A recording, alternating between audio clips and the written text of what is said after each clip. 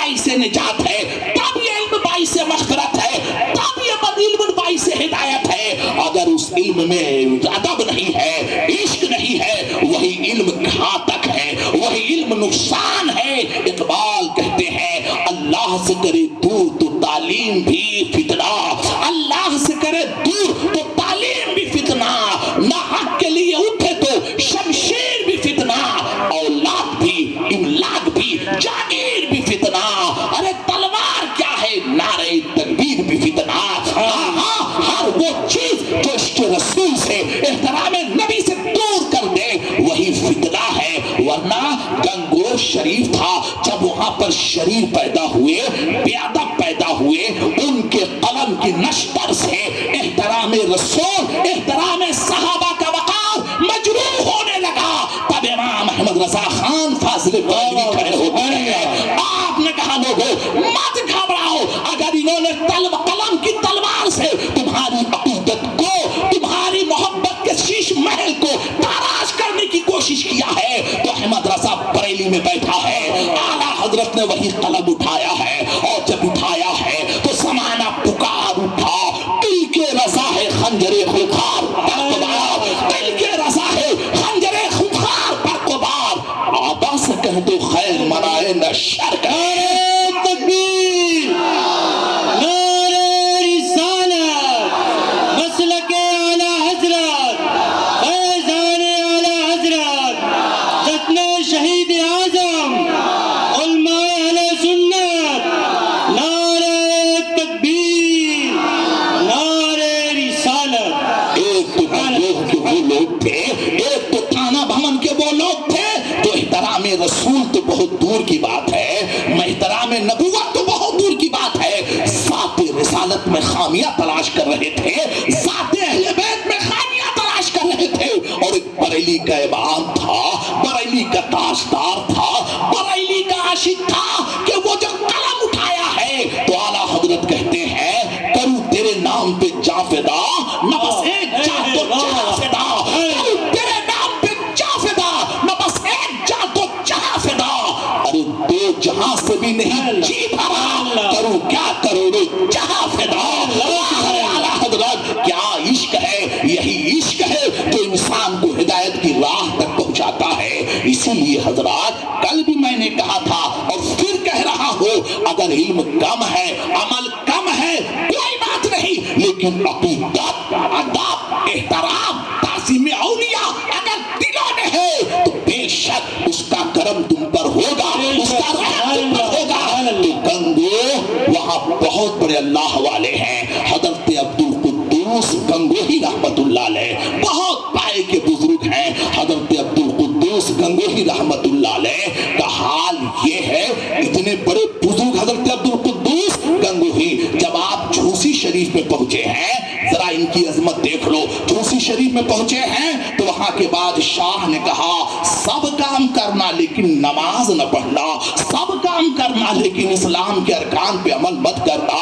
واہ رے حضرت عبدالقدوس گنگوہی، مصلی بچھ گیا، خادم نے آ کے خبر کی حضور ظالم آ رہا ہے، بادشاہ آ رہا ہے، لشکر لے کر آ رہا ہے، اور کہہ رہا ہے اگر حضرت نماز پڑھتے ہوئے ملے تو سب کو تحت دیکھ کر دیا جائے گا۔ حضور بادشاہ سامنے آ رہا ہے، حضرت عبدالقدوس گنگوہی نے دیکھا بادشاہ آ رہا ہے، اٹھ جاتے ہیں، آپ نے مصلی کا کونا پکڑا ہے، کہا بادشاہ چلا جا، یہ بندگی ہے، یہ رب کی اطاعت ہے، میں رب کی بارگاہ میں نماز پڑھ رہا ہوں، بادشاہ ایسا مت کر۔ اس نے کہا میں نے نماز پڑھنے کی اجازت نہیں دی ہے، آپ یہ کیا کر رہے ہو؟ جیسے بادشاہ آگے بڑھا ہے، حضرت عبدالقدوس گنگوہی نے مصلی کا کونا پکڑا ہے، صرف اتنا کہا ہے اے اللہ اگر آج یہ مصلی جھوسی سے اٹھ گیا تو قیامت تک کوئی مصلی بچھانے والا نہیں رہے گا۔ یہ کہہ کر جیسے کونا پلٹا ہے پوری جھوسی آدھی پلٹ جاتی ہے، بادشاہ کا لشکر خرخاب ہو گیا، بادشاہ بڑی مشکل سے جان بچا کے بھاگا ہے، کہا حضور بچا لیجئے، کہا بادشاہ میں نے ایک کونا پلٹا ہے، اگر کہیں مصلی پلٹ دوں گا تو جھوسی کا وجود مٹ جائے گا۔ الہ آباد سے سٹا ہوا وہ شہر ہے، آج بھی آپ کر دیکھیں وہاں آج جھوسی پلٹی ہوئی ہے، آدھی سے زیادہ جھوسی کی تاریخ گواہ ہے، ہم پلٹے ہوئے ہیں، وہی حضرت عبدالقدوس جھوسی ہے، ان کا پوتا ہے، ان کا پوتا بہت بڑے اپنے وقت کے عارف باللہ ہے۔ آپ جا رہے ہیں، ایک عورت ہے خادمہ ہے، ایک عورت ہے نوکرانی ہے، اس نے کچڑا پھینکا، اس نے کوڑے کرکٹ پھینکے، جب کچڑا پھینکا تو اس کی دھول اڑ کر حضرت کے بدن پر آئی، جیسے دھول اڑ کے حضرت کے بدن پہ آئی تو حضرت نے ایک تماچا اس عورت کے چہرے پہ درجر دیا، کہا تجھے معلوم نہیں اتنا نفیس لباس، اتنا اچھا لباس، اور تو نے اتنی لاپرواہی کی۔ جیسے حضرت نے تماچا مارا تو اس عورت نے کہا حضور آپ نے تماچا تو مار دیا ہے، آپ کو اپنے دادا کی وراثت نہیں ملی ہے، آپ کو آپ کے دادا کی وراثت نہیں ملی ہے۔ اس جملے نے ان کو لرزا دیا، کہا کیا کہا؟ کہا وراثت آپ کو نہیں ملی ہے۔ اٹھے سیدھے پہنچ گئے اپنی خانقاہ میں، والدہ موجود تھی، والدہ سے کہا یہ زمین کس کی ہے؟ کہا آپ کے دادا کی۔ یہ خانقاہ کس کی ہے؟ آپ کے دادا کی۔ یہ مسند کس کی ہے؟ آپ کے دادا کی۔ کہا جب میرے دادا کی ہے تو اس نوکرانی نے کیسے کہہ دیا کہ آپ کو آپ کے دادا کی وراثت نہیں ملی ہے، صحیح وارث آپ نہیں ہیں؟ ماں سمجھ جاتی ہے، ماں نے کہا بیٹے اس کا جواب تمہاری دادی صاحبہ دے گی۔ پہنچتے ہیں، ذرا غور کرو اس واقعے پر، اپنا احتساب کرو، جھکنا سیکھو، اپنے آپ کو کمتر سمجھو، اگر طاقت ہے دولت اللہ نے دیا ہے، جب تک جھکو گے نہیں تب تک انقلاب نہیں برپا ہوگا۔ دادی کے پاس کہا دادی جان یہ دولت و ثروت کس کی ہے؟ کہا آپ کے دادا کی ہے۔ کہا وارث میں ہوں؟ کہا ہاں بیٹے وارث تم ہو۔ کہا لیکن اس عورت نے کہا ہے کہ آپ صحیح وارث نہیں ہیں۔ کہا بیٹے اس کا جواب اگر تمہیں ملے گا تو تمہارے دادا کے خلیفہ حضرت شیخ ضیاء الدین اس وقت افغانستان میں ہے، انہی سے یہ جواب تمہیں ملے گا۔ آپ نے فوراً لیٹر لکھا ہے، خط لکھا ہے، دادی سمجھ جاتی ہیں، رخ موڑ دیا، آپ نے خط لکھا ہے شیخ ضیاء الدین کے پاس کہ میں آ رہا ہوں۔ جیسے خط پائے ہیں آپ حیرت و مسرت میں ڈوب جاتے ہیں۔ آپ نے اعلان کیا لوگوں میرے پیر آ رہے ہیں، پیر زادے آ رہے ہیں، شیخ زادے آ رہے ہیں۔ اتنا سننا تھا، پورا افغانستان آپ کے خیر مقدم میں لگ گیا۔ جیسے پیر کے پوتے آتے ہیں، حضرت کی تشریف آوری ہوئی، مجمع امت پڑا، کوئی ہاتھ چوم رہا ہے، کوئی پاؤں چوم رہا ہے، بہت شاندار استقبال ہوا۔ استقبال ہونے کے بعد سب کے سب حضرت کے پیچھے پیچھے، حضرت آگے آگے مسند پہ بیٹھا دیا گیا۔ حضرت مسند پہ بیٹھ گئے۔ جیسے حضرت مسند پہ بیٹھے تو آپ نے کہا لوگوں سب آ گئے؟ کہا ہاں حضرت ہم سب آ گئے۔ آپ نے کہا ضیاء الدین کہاں ہے؟ بادشاہ وقت بھی قدموں میں، شیخ ضیاء الدین بھی قدموں میں۔ کہا حضور آنا کیسے ہوا؟ کہا بات دراصل ایسی ہے، میں آیا ہوں اپنے دادا کی وراثت لینے کے لیے۔ جیسے کہا وراثت لینے کے لیے، شیخ ضیاء الدین جو آپ کے دادا کے خلیفہ تھے، عبدالقدوس گنگوری کے خلیفہ تھے، لہجہ بدل گیا، انداز بدل گیا، آنکھیں سرخ ہو گئی۔ کہا وراثت لینے کے لیے آئے ہو؟ کہا ہاں وراثت لینے کے لیے آیا ہو۔ کہا اٹھو وہاں سے۔ جیسے کہا اٹھو وہاں سے، آپ اٹھ گئے۔ مجھے آپ بتاؤ اگر کسی کو ایسا کہا جائے، بڑا شاندار استقبال ہو اس کا، بڑا شاندار خیر مقدم ہو، اور اچانک کہا جائے اٹھو وہاں سے تب تمہیں وراثت ملے گی۔ جیسے کہا اٹھو وہاں سے، جیسے کہا اٹھو تو آپ اٹھ کے کھڑے ہو گئے۔ جیسے کھڑے ہوئے کہا وراثت لینے کے لیے آئے ہوئے؟ کہا ہاں۔ کہا قدموں میں بیٹھو، جہاں جوتیاں اتاری جاتی ہیں وہاں بیٹھو۔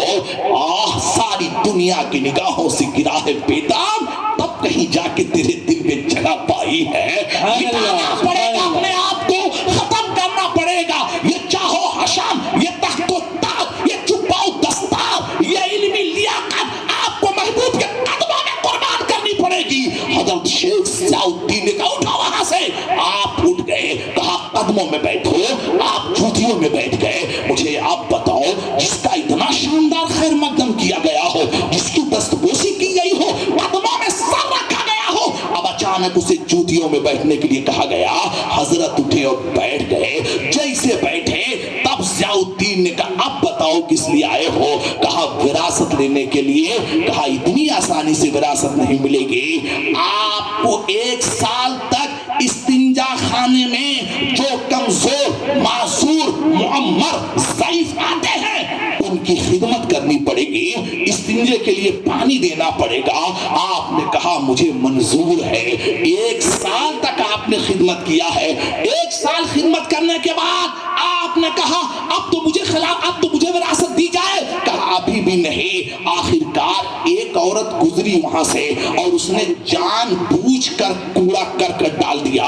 جیسے آپ کے شریر پہ کوڑا کرکٹ ڈالا تو آپ کا لہجہ بدل گیا۔ آپ نے کہا کاش اگر یہ ہندوستان ہوتا تب میں تمہیں بتاتا، جیسے کہا ہندوستان ہوتا میں تمہیں بتاتا۔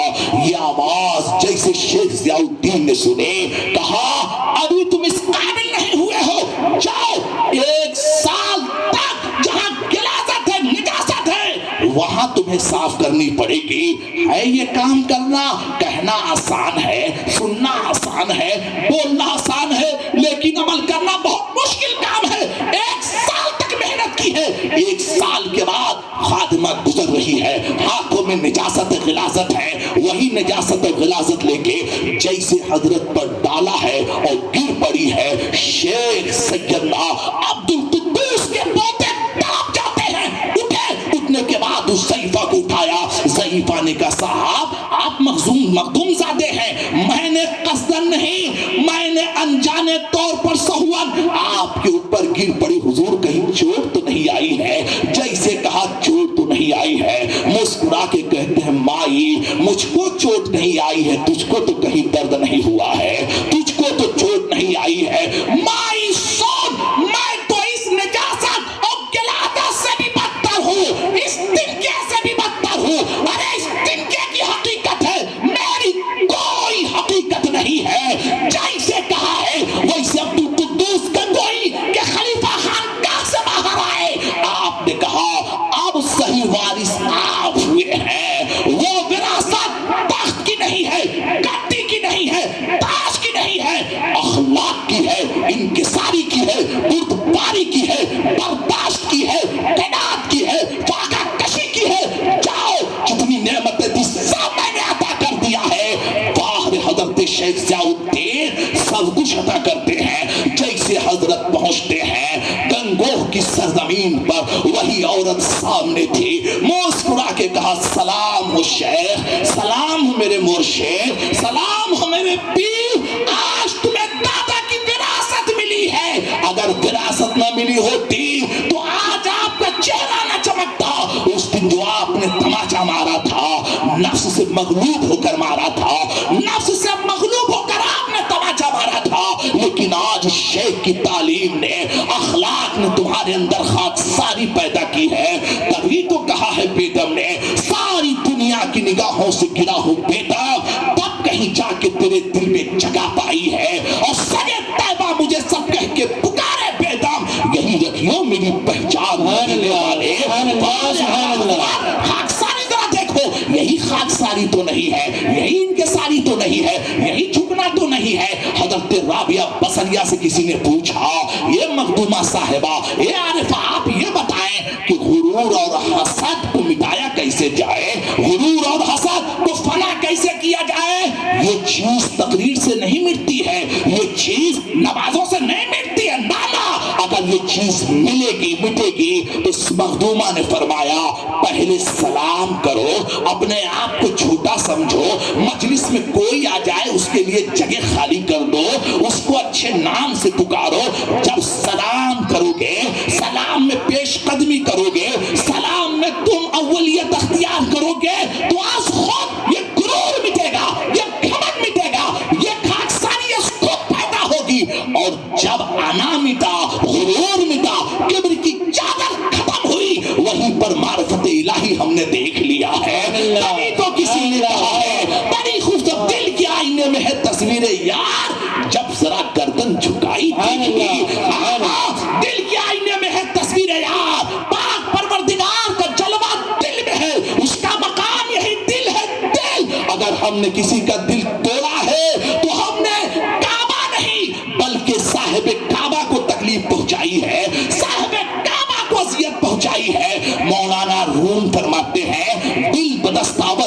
حج اکبر است دل بدست آور که حج اکبر است از هزارا کعبه یک دل بهتر است کعبه بنگاه خلیل اطهر است دل گزرگاہ جلیل اکبر است مولانا روم کہتے ہیں دل کو مت دو اسی دل کو جوڑ دے ایک دل کو جوڑنا ہزار کعبہ کے طواف سے بہتر ہے اس لیے کہ کعبہ حضرت خلیل اللہ کی گزرگاہ ہے تو یہ دل رب جلیل کی گزرگاہ ہے یہ دل پاک پروردگار کے رحمت کی گزرگاہ ہے بے دم کہتے ہیں عرض و سما کہاں تیری وسعت کو پا سکے ایک میرا ہی دل ہے وہ کہ جہاں تو سما سکے پیغمبر نے ہی دل پر قبضہ کیا ہے اور یہ دل پر ایسا قبضہ کیا ہے مجھے آپ بتاؤ تاریخ بتاتی ہے پڑھو تاریخ واہ رے اجمل آج ہم کہاں پڑھ رہے ہیں ہمیں فرصت نہیں ہے پڑھنے کی اجمل کہتے ہیں جب تمہیں یاد اپنا سبق ہی نہیں تم کو دنیا میں جینے کا حق ہی نہیں پڑھو سیرت رسول پڑھو اولیاء اللہ کی سیرت پڑھو ان پر اٹھانے والے مظالم پڑھو ان پر آنے والی پریشانیاں انہوں نے ہر پریشانیوں کا جواب تبسم سے دیا ہے اخلاق سے دیا ہے جب سے دیا ہوتا تو آج اسلام کا نام لینے والا نہ ہوتا پوری دنیا پیچھے ہاتھ پیر دھو کے نہیں پڑی ہے نہات دھو کے پیچھے پڑ گئی ہے اگر ذرا سے اس کے اندر خراش ہوتا تشدد ہوتا جبر ہوتا تو صحرائے عرب میں مر گیا ہوتا یہ تحریک فنا ہو جاتی یہ تحریک یہاں تک نہیں آتی لیکن سلام ہو سچائی ہے اخلاق ہے امانت داری ہے قیادت ہے فرما برداری ہے تبھی تو جہاں جہاں آیا ہے اسلام لوگ قدموں میں ڈھیر ہو گئے حاتم طائی کی بیٹی بہت امیر کبیر باپ کی بیٹی ہے حاتم طائی معمولی آدمی ہے حاتم طائی کی بیٹی جب پکڑی گئی ہے بارگاہ رسالت میں پیش کیا گیا ہے